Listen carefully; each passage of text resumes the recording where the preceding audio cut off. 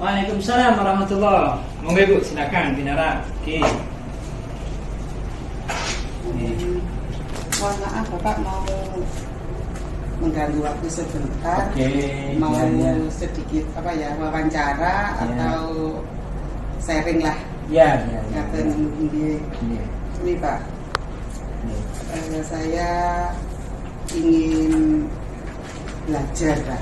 Bagaimana cara mengambil keputusan jika ada suatu permasalahan, misalnya permasalahannya batasannya pada dilema etika begitu. Ya. Kira-kira Bapak sebagai kepala sekolah biasanya kalau mengambil keputusan jika ada permasalahan itu kira-kira bagaimana sih? Tentu terima kasih kita bisa diskusi nanti hal yang kaitannya dengan dilema etika ya. Jadi setiap masalah kita tuh boleh mengidentifikasi. Jadi masalah itu apa sederhana ataukah kompleks dan seterusnya. Kemudian kalau masalah etik itu saya kira sebenarnya bukan masalah benar salah, tapi benar dengan benar. Tapi di sisi lain mungkin ada yang memandang itu nggak benar. Maka kita pegang beberapa prinsip mendasar, bahwasanya ada prinsip-prinsip keadilan, ada toleransi, tentu ada perasaan kita kasih sayang khususnya kepada siswa karena dia dibuktikan gitu ya. Tapi juga tetap ada tanggung jawab kita sebagai pimpinan dan juga akan memberikan suatu penghargaan pada potensi siswa. Kita seperti itu beberapa prinsip yang kita akan laksanakan gitu ya. Sekarang misalnya masuk ke contoh kasus nih Pak. Iya. Nah, misalnya ada siswa ini. Siswa ini punya potensi, kemudian dia akan izin sekolah selama 3 minggu. Cukup lama. Dia akan mengikuti kegiatan sepak takraw karena dia izin ini dalam rangka bukan atas nama sekolah tetapi atas nama klub. Karena dia ini sudah pada posisi dia sering mengikuti kejuaraan provinsi, nasional begitu. Bagaimana Pak jika ada permasalahan siswa yang seperti ini? Kembali kepada hal yang kita sampaikan tadi, bahwa kita di institusi di lembaga ada regulasi, tapi juga ada sifat toleransi kita gitu ya. Kemudian mengenai kepentingan yang kaitannya dengan individu dan kepentingan secara keseluruhan di sekolah, kita juga bisa lakukan pemilahan bahwa kewajiban mematuhi regulasi itu harus wajib gitu ya. Tetapi juga ada kepentingan lain, bahwa kalau ada di antara anak kita yang punya potensi luar biasa, jauh di atasnya rata-ratanya, itu dalam hal apa saja lah, keahlian apa gitu ya, olahraga atau apa begitu, tentu itu menjadi modal bagi dia untuk ke depan. Maka kita akan berpikir jangka panjang dari solusi masalah itu, yang tentu tidak mengabaikan regulasi. Jadi kalau masalah kaitan yang belajar, sekarang sudah ada bisa dia mungkin daring, mungkin apa, kita komunikasikan. Yang penting komunikasi sehingga berjalan, pembelajarannya berjalan, sementara potensinya juga tidak terhambat, dan itu menjadi bekal untuk masa depan dia yang lebih panjang. Saya kira seperti itu. Kalau misalnya ada permasalahan gitu, biasanya langkah-langkah atau prosedur seperti apa yang Bapak lakukan? Iya. Jadi kalau masalah itu benar vs benar begitu kan nilai-nilai itu pasti nilai-nilai baik yang ada sebenarnya. Cuman sisi beda gitu. Nah, maka dari situ ada kita identifikasi, kita klasifikasi kira-kira nilai baik apa yang ada pada masalah itu. Nilai positifnya apa, kemudian itu melibatkan siapa saja, kemudian juga bahwasanya dengan melakukan itu hal-hal yang berkaitan dengan faktual-faktual yang dilakukan itu juga memberikan pembelajaran khususnya bagi yang lain. Kalau itu faktual kita bisa sharekan gitu nilai positifnya, dan walaupun juga nanti kita harus melakukan suatu terobosan di mana itu mengandung konsekuensi bahwa kita akan dinilai kebijakannya ini itu. Tapi kita tetap berprinsip bahwa keputusan yang kita ambil itu dalam rangka tetap mematuhi regulasi, tapi tidak menghambat potensi. Dan itu nanti tentu ada evaluasi. Ternyata ini bisa dijadikan satu acuan kalau ada permasalahan serupa dan dengan perbaikan sebelumnya. Saya kira seperti itu. Kemudian hal-hal apa saja yang dianggap efektif kalau dalam menentukan suatu keputusan, misalnya permasalahan itu tadi ataupun permasalahan lainnya, Pak? Iya. Jadi memang kan dalam penyelesaian masalah itu kita kan pasti kita runtut dari awal sampai endingnya gitu ya. Ending masalahnya apa? Ya. Jadi endingnya apa? Kalau itu masalah hanya etika, saya kira di belakang pasti ada yang positif. Tapi yang kedua juga ada rule yang harus dipatuhi, ada regulasi yang harus dipatuhi, dan itu juga kita menjadi pertimbangan sehingga kita merumuskan kayak apa nanti yang harus dilakukan. Dan yang ketiga tentu kita ada satu rasa penghargaan, rasa kepedulian kalau di antara beberapa warga kita, murid terutama murid, ada potensi, ya pasti kita akan apresiasi. Atau itu nanti juga walaupun secara formal dia tidak menamakan sekolah, di luar pun kalau viral ya, oh itu anak SMK sini ya, itu kan tetap saja membawa rebound effect bagi nilai positif yang dia bawa untuk ke sekolahnya. Saya kira tidak ada nggak ada kerugian di sekolah seperti itu. Tinggal kita komunikasinya saja gitu. Seperti itu. Kadang-kadang gini, Pak. Iya. Dalam mengambil keputusan kan ada pro kontra. Iya. Kira-kira tantangan yang seperti ini bagaimana menurut panjenengan? Iya, itu konsekuensi dari seorang policy maker itu pasti menghadapi antara yang setuju dan tidak setuju. Ada yang menilai ini baik, nilai 100, ada menilai 0, bahkan minus mungkin ya gitu ya. Tetapi sekali lagi dengan identifikasi yang cukup, dengan aturan regulasi yang kita pelajari itu secara benar, dengan beberapa prinsip toleransi, pengembangan potensi dan terusnya, saya kira kita nanti untuk jangka panjangnya, walaupun dipandang sebagai sesuatu yang tidak adil, kita akan menuju pada keadilan seluruh peserta, bahwa hal itu memang patut dilakukan. Dan itu utamanya nanti memang akan agak panjang mungkin bisa memenuhi seperti itu. Tapi setidaknya pada jangka pendek komunikasi kita kepada pihak-pihak itu bisa cukup untuk memberikan pemahaman yang pas bahwa keputusan kita ambil itu merupakan keputusan yang terbaik untuk saat ini sampai kita evaluasi. Iya. Kemudian Pak, biasanya dalam pengambilan keputusan itu Bapak biasanya langsung seketika mengambil keputusan itu ataukah membutuhkan waktu tertentu gitu? Ya, kembali kepada klasifikasi masalah gitu ya. Jadi kalau memang itu masalahnya sangat sederhana, butuh keputusan yang cepat karena ada jeda waktu, ya kita putuskan seperti itu. Nah, biasanya kalau masalah dana itu sudah sering terjadi dan kita sudah bisa sudah ada evaluasi keputusan A akhirnya ini, B akhirnya itu sudah ada. Tapi kalau masalah itu mungkin agak kompleks yang membutuhkan masukan dari beberapa teman yang mungkin kita perlu jadwalkan, ada diskusi, apalagi kalau masalah itu menyangkut eksternal ya, tentu kita bisa diskusi, kita minta bantuan masukan dari kawan-kawan, bapak ibu guru atau tim manajemen yang tergabung dengan kita untuk mengambil suatu keputusan yang terbaik ya, dengan segala konsekuensinya. Saya kira seperti itu. Jadi dalam pengambilan keputusan itu kadang-kadang Bapak menentukan sendiri dan kadang-kadang juga dengan beberapa pihak. Iya, kadang kalau sangat sederhana ya oke lah, sebagai sudah ada rule-nya sudah ada ya keputusannya seperti ini gitu. Tapi kalau ternyata banyak variabel yang harus kita pertimbangkan ya tentu kita harus banyak masukan dan mungkin butuh waktu juga gitu.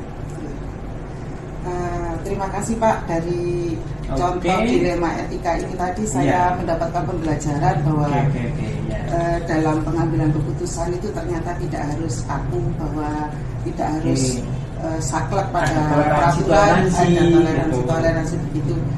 Nantinya mungkin saya suatu saat menjadi pembelajaran, mempunyai ilmu yang bisa saya petik dari hasil sharing ini tadi. Terima kasih banyak. Terima kasih juga atas waktunya Bapak. Saya kira kita selalu mendukung kegiatan di program Guru Penggerak ini, dan kita selalu berharap bahwa Bapak Ibu guru sebagai peserta yang nanti saatnya menjadi pemimpin akan bisa memberikan warna yang lebih baik, pengambilan keputusan yang minim konflik, begitulah, walaupun tetap ada tapi minim sekali, sehingga proses pembelajaran kita dapat berjalan maksimal, anak-anak bisa potensinya bisa juga maksimal, dan yang penting kan anak-anak sesinya belajar itu bahagia gitu ya. Saya kira seperti itu. Terima kasih juga atas waktunya, terima kasih juga atas diskusinya gitu ya. Terima kasih Pak. Assalamualaikum. Salam warahmatullahi wabarakatuh.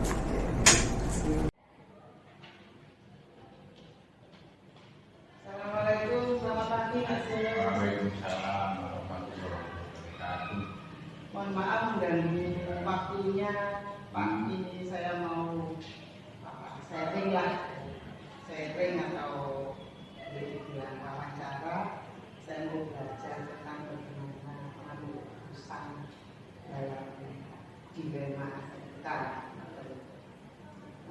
Pak Sis, untuk yang pertama saya ingin menanyakan, biasanya ketika kepala sekolah itu menghadapi permasalahan kan banyak ya, terutama dilema etika itu kira-kira bagaimana sebagai kepala sekolah menyelesaikan atau mengambil keputusan dalam permasalahan dilema etika itu. Iya. Jadi identifikasi itu kita memang berhubungan dengan mungkin kasih sayang, dengan kebenaran yang harus. Dilema itu kan dua pilihan kan. Berkeadilan supaya berkebebasan, persatuan, toleransi, tanggung jawab, itu biasanya saya prioritaskan mana yang harus didulukan, mana yang harus dinantikan. Jadi itu kita identifikasi seperti itu. Misalnya ada kasus begini Pak Sis, ada siswa itu sudah punya prestasi lah di luar, tetapi prestasinya itu bukan prestasi sekolah, prestasinya prestasi olahraga. Kemudian dia ini mau izin lama, misalnya mau izin 1 bulan gitu karena dia ikut pelatnas misalnya, seperti itu. Itu kan kadang-kadang guru-guru itu ada yang paham, ada yang tidak, ada yang memberikan izin, polemik lah di situ. Panjenengan sebagai kepala sekolah dalam mengambil keputusan terhadap anak seperti ini itu biasanya seperti apa? Kalau saya ambil win-win solution, karena kesuksesan anak itu tidak dengan ID kepandaian intelektual saja, kepandaian skill yang di olahraga itu juga bagus. Dia bisa menunjang kehidupannya ke depan.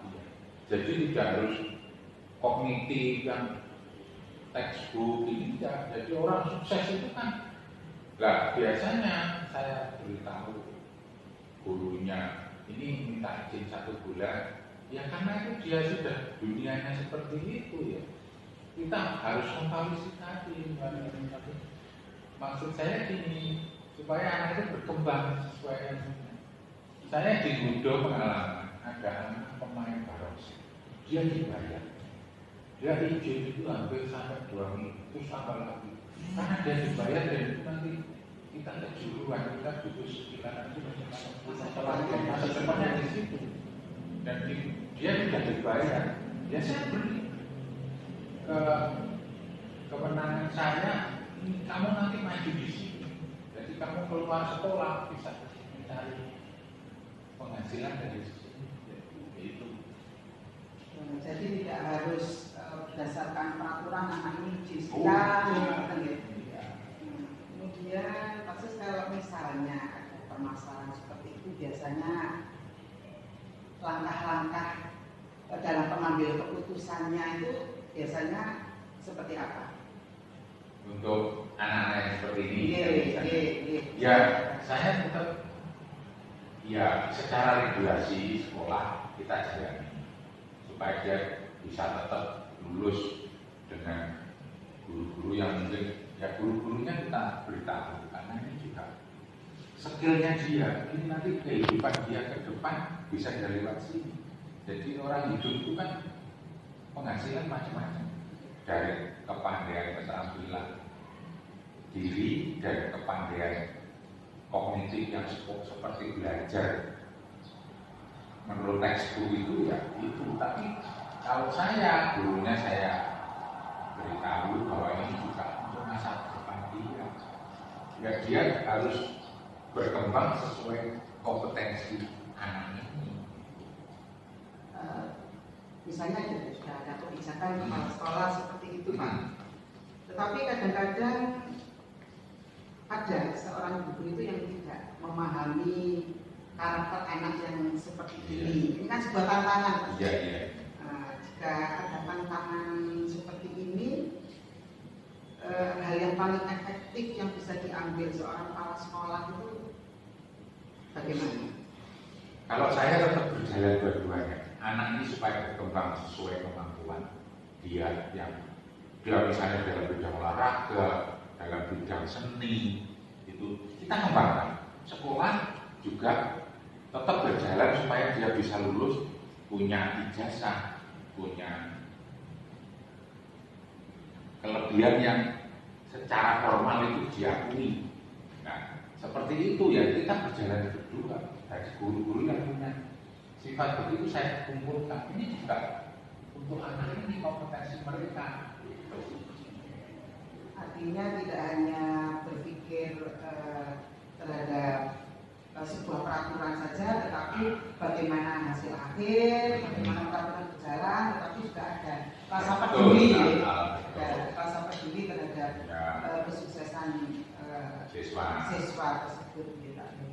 Kemudian ketika panjenengan mengambil keputusan seperti itu, biasanya itu langsung spontan begitu, apakah harus ada waktu tertentu dalam memikirkan sebuah keputusan itu Pak?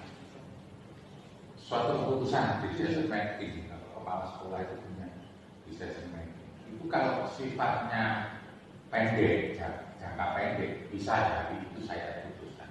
Tapi kalau untuk ke depan, misalnya untuk anak ini supaya untuk kedepannya bagaimana dan sekolah tetap bisa berjalan, biasanya saya mengumpulkan wakil kepala sekolah, wali kelas, K3 yang berhubungan dia. Saya ajak bicara, ini anak ini di luar punya ekstra seperti ini, sekolah tetap harus mendukung. Nanti kalau ujian ya kita panggil itu ujian, tidak sulit sebetulnya. Jadi secara jangka pendek mungkin bisa saya, tapi kalau untuk jangka panjang saya juga harus berkomunikasi dengan pemegang jabatan yang lain di sekolah. Artinya pengambilan keputusan itu kadang-kadang bisa tapi kadang-kadang kita juga harus masukan dari berbagai pihak yang bisa diambil secara maksimal.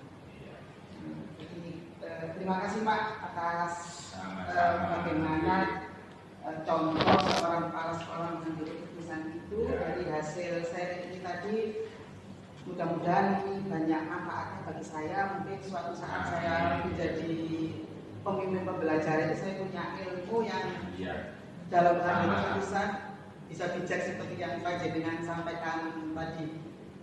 Sekali lagi terima kasih Pak Sis atas waktunya dan segala ilmunya. Mudah-mudahan ini bermanfaat. Terima kasih. Assalamualaikum warahmatullahi wabarakatuh. Waalaikumsalam warahmatullahi wabarakatuh.